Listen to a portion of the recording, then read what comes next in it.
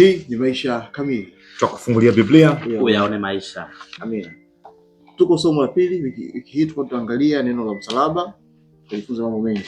Fungu la kutoka Wakorintho wa kwanza sura ya kwanza fungu la 18 ambao nasema twende pamoja kwa sababu neno la msalaba ni upuuzi kwa wanaopotea, bali kwetu tunaokolewa ni nguvu ya Mungu.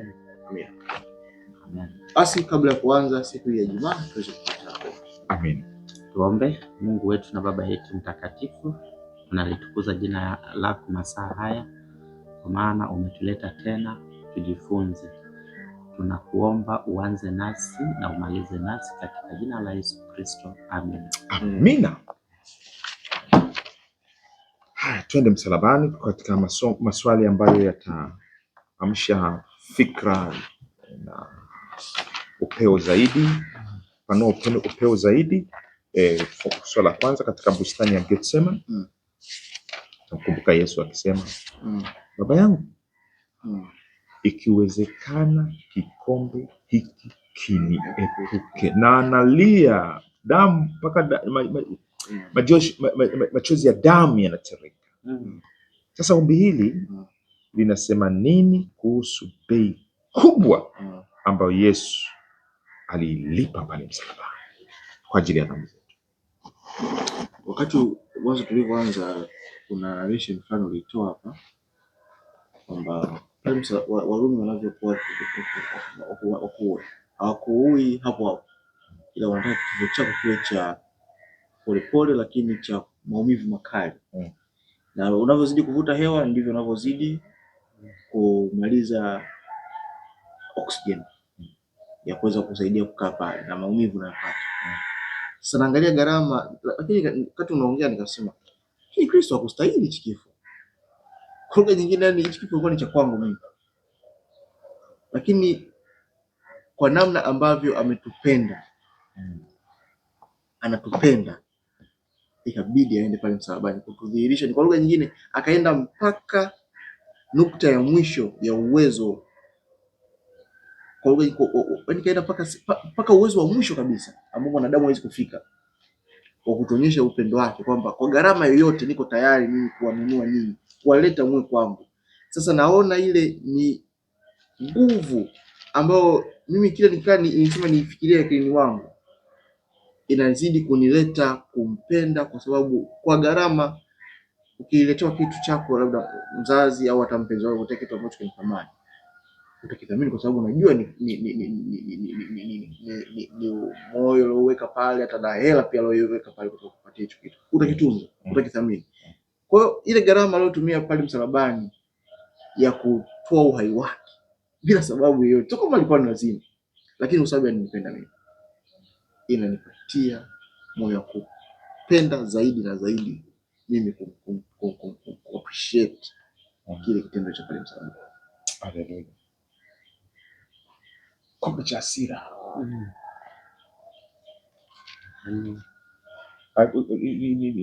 Umezungumzia maumivu ya kimwili, kuna kukataliwa na marafiki zake, kuna kukataliwa na taifa, kuna mwenyewe kutukanwa, kudhalilishwa, alafu Mungu naye amekunyamazia kimya. Kama kweli wewe ni mwana wa Mungu, shuka. Hayo yote alikuwa anaamsha hisia kali ndani ya Kristo Yesu, ndani ya nafsi yake. Mwili wake ndio mateso, roho yake nayo ndio hiyo. Akapitia giza ambalo Mungu hakuweza kumwona hata Mungu. Ni mapepo tu, ni waovu tu, kama mambo yanabwekea. Mungu tusaidie. Paulo anasema upumbavu wa Mungu una hekima zaidi ya wanadamu, katika Wakorintho wa kwanza sura ya kwanza mstari 25.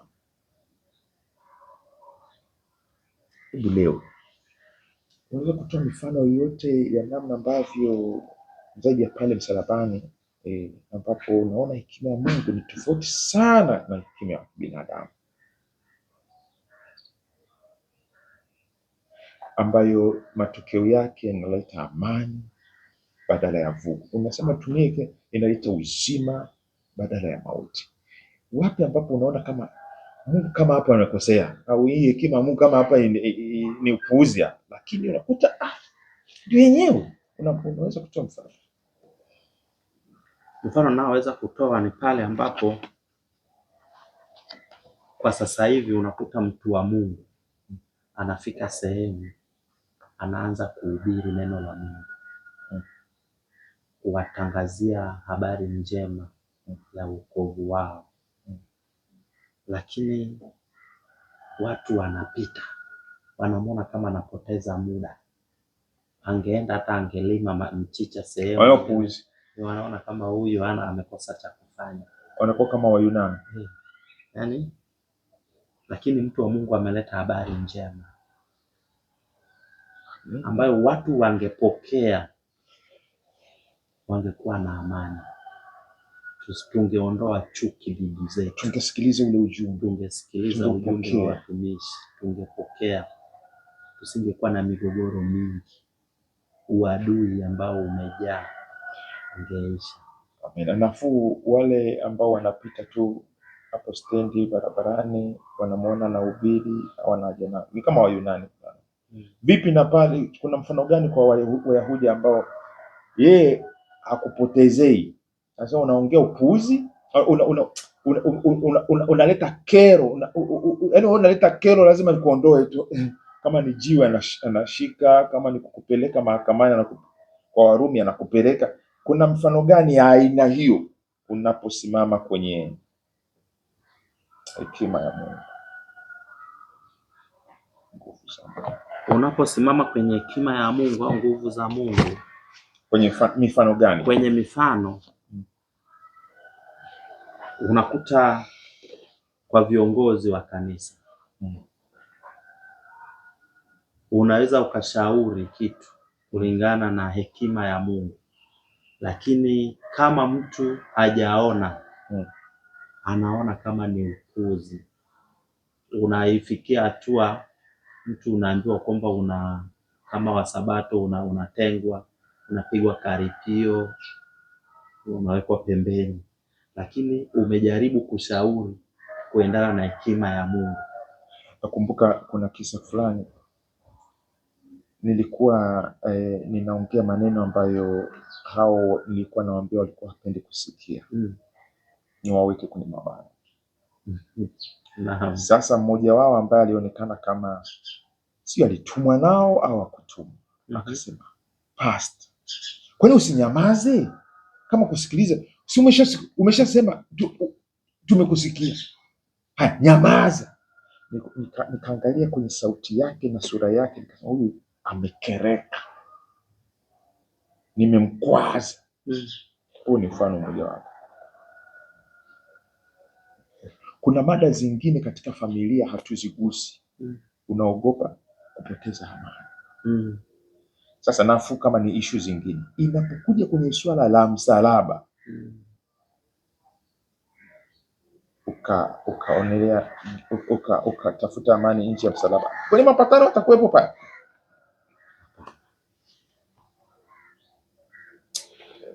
Haya, tuna mifano mingi. Mungu atusaidie tusiweze kupuuzia hekima ya Mungu.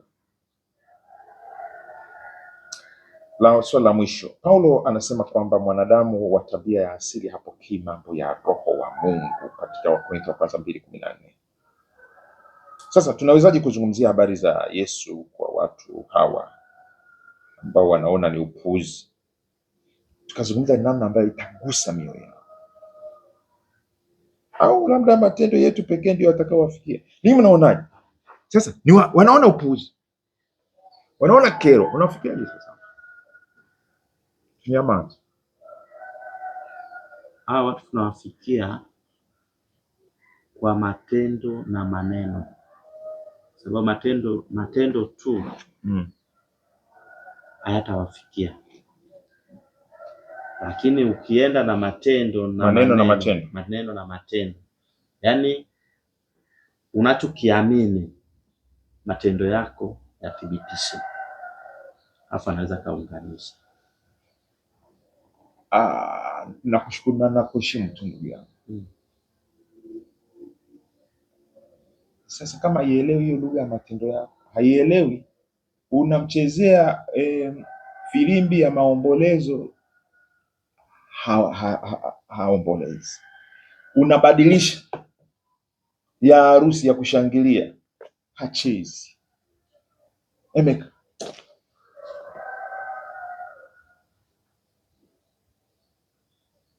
tuwaendee kwa maombi. Kama ushachoka ni mbona kama una neno hapa? Wafie huko mbali ni? Hapa usifie mbali. Kwa sababu watu kukata tamaa. Tufanye nini? Cha kufanya ni sisi kuonyesha Kristo aliyekufa. Unamuonyesha haelewa, anaona upuzi, anaona kero.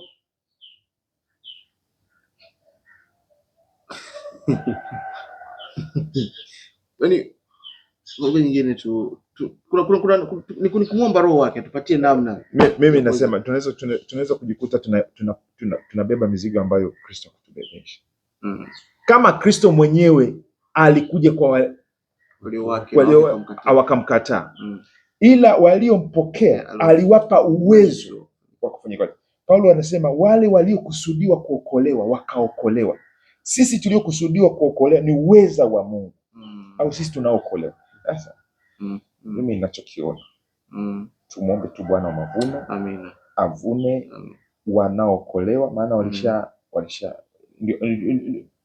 wanajulikana, ndio hao wanaitwa. Wengine we kubali kuna gugu na ngano, au mnasema neno la mwisho, neno la msalaba. Unasema nini kuhusiana na neno la msalaba? Kristo, hekima na nguvu ya Mungu. Haleluya. Unasemaje? Neno la msalaba ni nguvu. Maana nini? Sipotei, nimedhamiria kutopotea. Neno la msalaba ndio mada yangu. Nikisimama kuhubiri msalaba, nikinyanyuka msalaba, nikitembea msalaba, ninajivunia msalaba, liwalo na liwe. Rafiki yangu, tunatamani kusikia kutoka kwako pia. Hapo una neno gani kwa somo letu la neno la msalaba kwa wiki hii? Karibu sana. Tuombe. Baba yetu wa mbinguni, asante kwa Injili, uweza wako unaoleta wokovu kwa wote wanaokolewa, Wayahudi kwa Yunani, kwetu sisi tulioko mezani na yule aliyoko nyuma ya kamera. Achilia nguvu hii katika mioyo yetu, ikalete wokovu mkubwa. Na kama kuna kiburi, upuuzi, kupotezea au kero kwa sababu dhambi imetajwa, kiburi kimeguswa leo hii kwa nguvu ya msalaba, ukakishushe. Na wale watakaosimama kinyume na nguvu yako, kashughulike nao. Neema yako inatosha. Tupe neema ya kurudi tena masomo mengine kama haya na kumrudisha mwenzetu. Amani yako na upatanisho unaotokana na msalaba huu ukatuache pamoja mpaka wakati huu, kwa jina la Yesu, amen. Asante sana ndugu mtazamaji, tumefikia tamati somo la pili. Tunaangalia umoja katika Kristo. Mimi ni Arnold Bunza, Enos Makalindile. karibu sana. Amen.